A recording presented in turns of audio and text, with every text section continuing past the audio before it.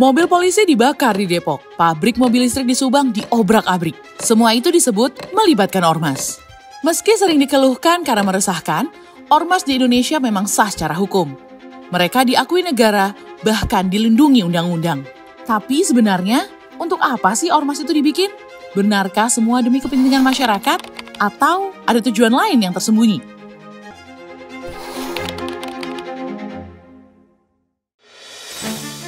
Ormas, alias organisasi kemasyarakatan, sebenarnya lembaga yang dibentuk warga secara sukarela. Tujuannya mulia loh, buat bantu negara dan masyarakat dalam berbagai bidang. Mulai dari sosial, budaya, keagamaan, dan masih banyak lagi. Bahkan sebanyak 50 ormas terlibat dalam persiapan kemerdekaan Indonesia. Itu bisa dilihat dalam risalah Badan Penyelidik Urusan Persiapan Kemerdekaan Indonesia atau BPUPKI.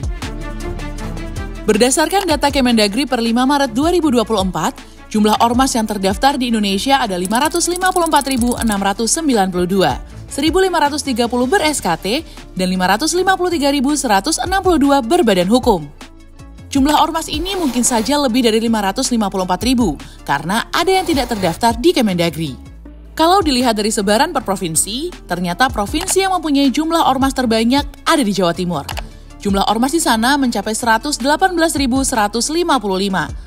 Sedangkan urutan kedua ada di Jawa Barat dan urutan ketiga ada di Jawa Tengah. Bagaimana dengan Jakarta?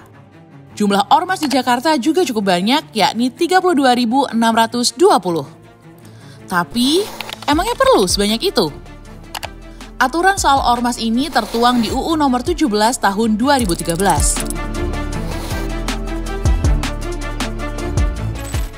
Jadi, idealnya ormas itu bisa jadi mitra pemerintah. Tapi kenyataannya,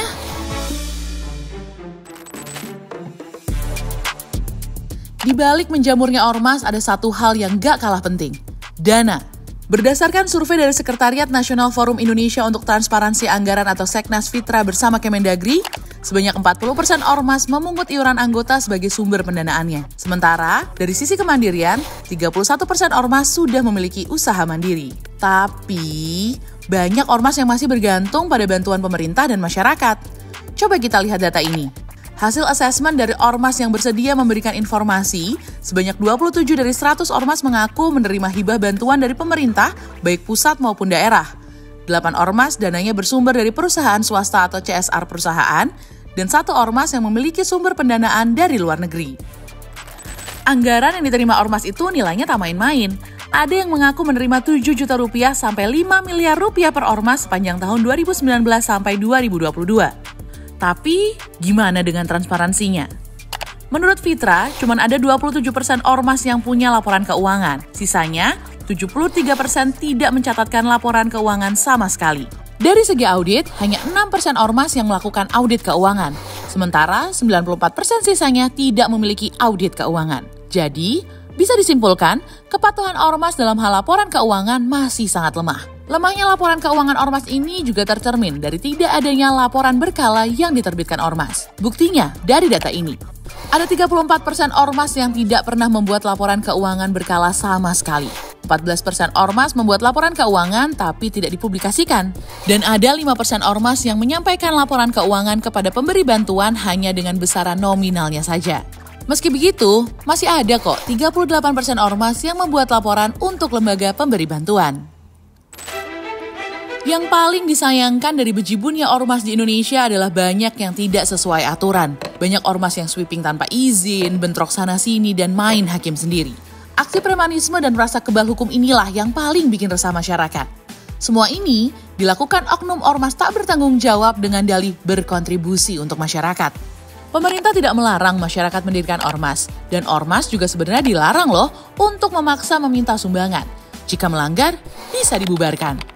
Sementara larangan ormas mengancam dan melakukan kekerasan kepada masyarakat juga diatur dalam pasal 59 ayat 2 poin D.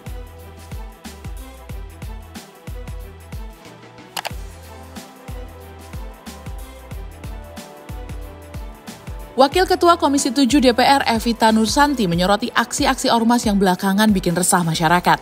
Evita desak pemerintah lakukan evaluasi, bahkan tertibkan ormas-ormas yang dirasa menjadi ancaman masyarakat. Arya Bima soroti keresahan masyarakat disebabkan keberadaan ormas. Menurut politisi PDIP itu, pemerintah harus kembali mengambil tindakan tegas terhadap organisasi yang dinilai mengganggu kohesi nasional.